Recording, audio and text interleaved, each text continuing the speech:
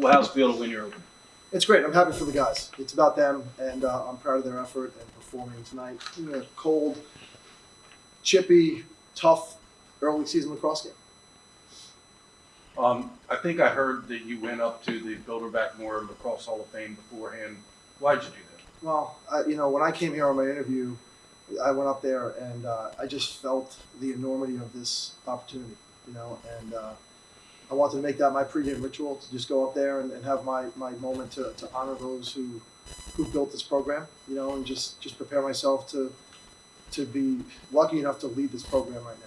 And it was cool to just be up there for a few moments. I wasn't up there long, but I just walked around and looked at all the gentlemen who coached this team before me and the players that wore the Navy jersey.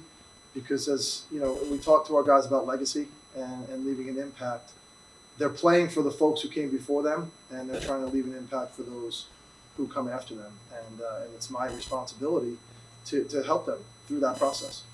Ryan, first of all, A, have you thought it out yet? And B, defensively, how would you kind of size up how you guys fared on day one?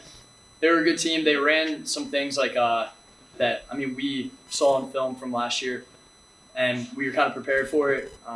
Defensively, they score a goal. I thought we bounced back right away. We found the problem, fixed it, talked through it, and we were ready to go.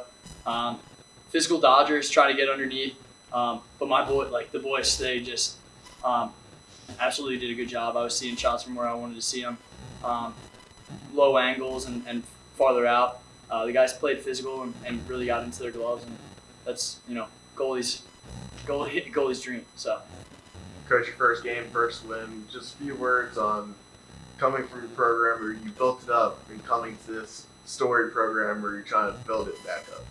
Yeah, well, listen, the program's in a very good place. Let me be honest with that. It's the coaches who came before me have set a standard here that I have a lot to live up to, and that to me is humbling. So I'm blessed to have a great group of young men to coach. So I'm really fortunate there. And to compare one place to the other would be unfair. This is a unique challenge for me, just understanding this place and getting to know 60 young men who I've never known before.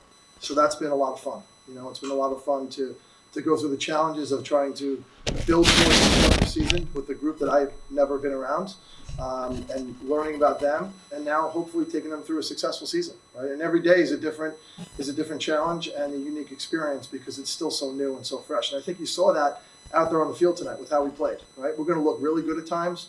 We're going to look really bad at times, and that's not a knock on the players we have. It's just everything is so new. From simply how we walk onto the field is different than how they've walked onto the field before, and the things that we're saying, our vocabulary, and then all the strategies and the culture aspect. Everything is brand new, so it's going to take time for it to look like a complete polished product.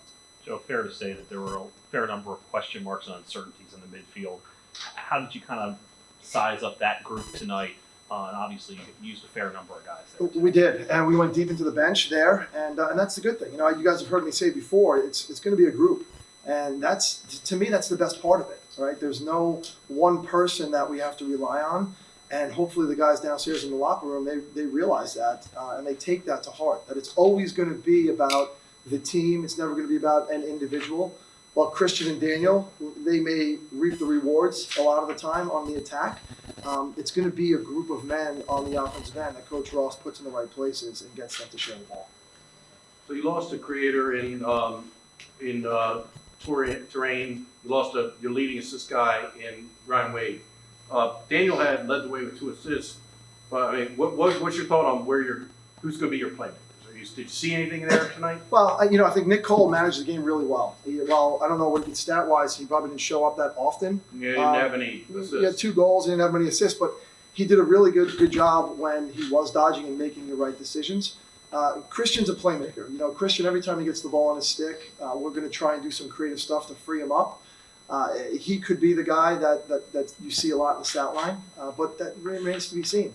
Joe Delirio, I was really proud of him. They weren't sliding to us early on, and Joe did a great job of re-dodging and getting underneath and scoring a goal.